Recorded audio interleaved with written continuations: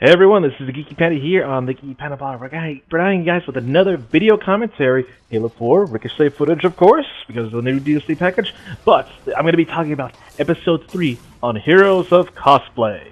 It's actually mixed. Who knew?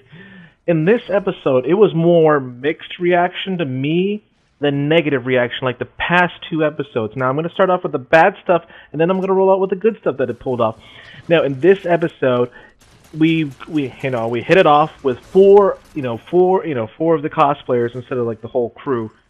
Like Chloe wasn't there, Jessie wasn't there, and Veronica, yeah, she wasn't there, but yeah, but basically it was Riki. She was doing a Betty Page as the Rocketeer. Holly was doing I can't say that word. I can't say her name right from Galaxy Quest. Jessica is doing Tank Girl, and Becky was doing Taffeta from, of course, as you all know it from Wreck-It Ralph.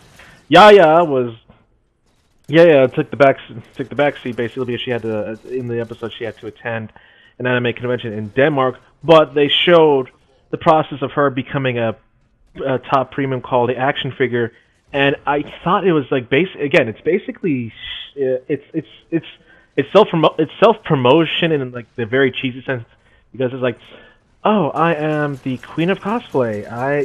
Like granted, yeah, you can have your own line of stuff because you become like a fan favorite, but an action figure, in some ways, it's kind of like, oh god, you're really promoting yourself out there, yeah. Can you talk about more about the cosplay aspects instead of promoting yourself? Granted, yes, I know you have to promote yourself because you have to keep out your image and all that stuff. But can you talk about more of the cosplay aspects of why you got into this? How you can help the fans, etc. Or talk about more about how you create your cosplays. So yeah, the first thing was just basically self-promoting herself, basically in a cheesy sense, but. The cosplayers that were in this episode, the other bad parts were mainly it was the drama. Like, this thing was drama filled to the brim. Like, we've got maximum drama, yeah. It was drama all over the place. Granted, as I take a sip real quick. Oh, that's good stuff.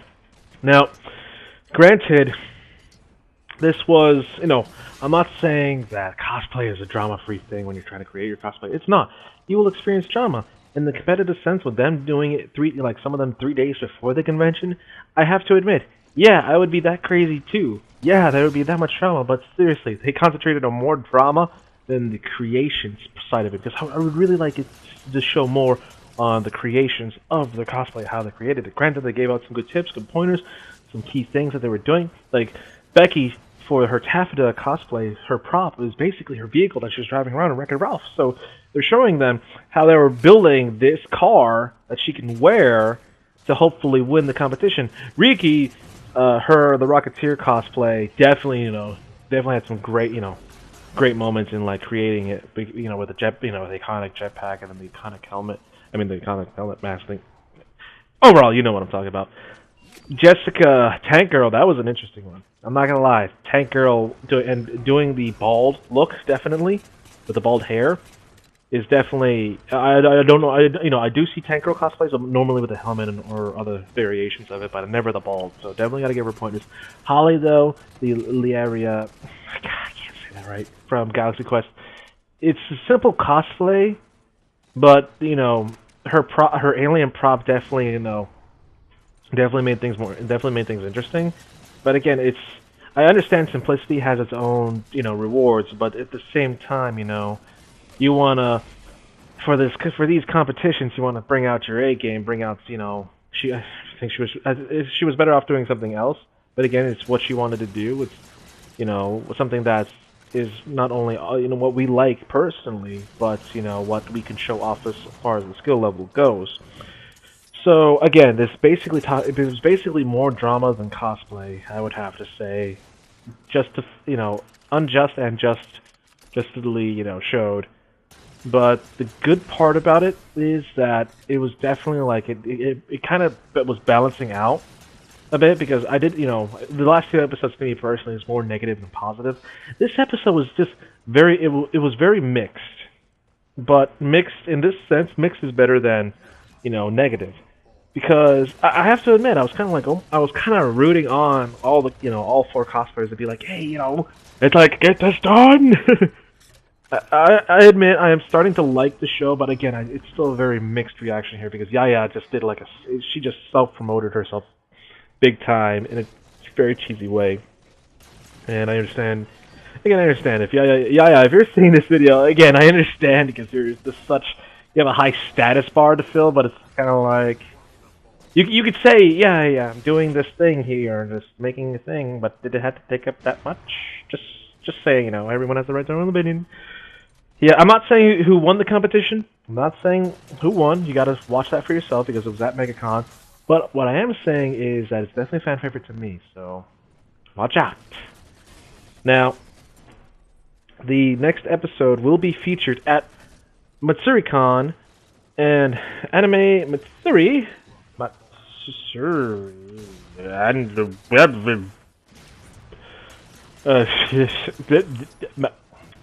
I can't speak. It doesn't let me speak. But it is basically, where are you, Matsuri? Where the George Brown? Where is the George Brown? Oh yeah, Houston, Texas. So it's definitely going to be an interesting episode to see. I'm excited to see more. Can we get some more cosplays of anime characters or more video game characters? That's what I would like to see. And of course, charity as well. It wouldn't hurt. But it's still, it's like I wouldn't per se. Again, just what annoys me is just the title and what this show is about doesn't necessarily mix. It's more like hypocrisy than anything else because I want them to show what, the casual side of cosplay, what cosplayers, what good that we can do to others, with charities, or just good things, being such great friends. It's just when you have heroes of cosplay, you're like, granted, yeah, these people are like to look up to, that you look like they're role models, yeah, but I'm just like, they're skill-based, it's like skill-based, and I look up to, yes, I can see why, and I do admit, I can look up to like, this is, like racial equality, but I also look up to the good deeds and good actions, like what other cosplayers are doing, so that to me, like if they named it something else other than Heroes of Cosplay, like, yeah, Cosplay Elite, yeah, that'll definitely probably be, that'll definitely be kind of like, explains it more like, when you, but yeah, I'm just nitpicking here, but, overall, again, should you watch this episode? Yeah, it's more mixed. There is some negative, but there is positive. So it's a mixing tool. Hopefully, again, the next episode they can show off more things, less drama, more cosplay action, and then in the process of making cosplays and all the other stuff. So, but one could only hope. Now, this is the Geeky Panda here on the Geeky Panda blog, signing out. Remember to also like, comment, subscribe to my channel, watch my other videos and other content. I'm going to be releasing video reviews on the Halo 4 Champions DLC pack and also the Call of Duty Black Ops 2 Apocalypse map pack. So stay tuned. So again, this is the Geeky Panda here on the Geeky Panda blog, signing out. So remember, stay geeky, my friends.